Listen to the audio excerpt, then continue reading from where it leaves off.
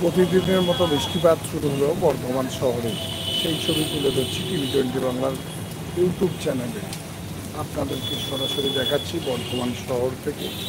লাগাতার যে বৃষ্টি শুরু হয়েছে, সেই বৃষ্টিপাত শুরু হয়েছে, 1 ঘন্টা ধরে বৃষ্টি চলছে। মানুষজন অফিস থেকে বাড়ি ফেরার পথে এই বৃষ্টিকে মাথায় নিয়ে বাড়ি ফিরছেন। যান চলাচল অনেকটা কম।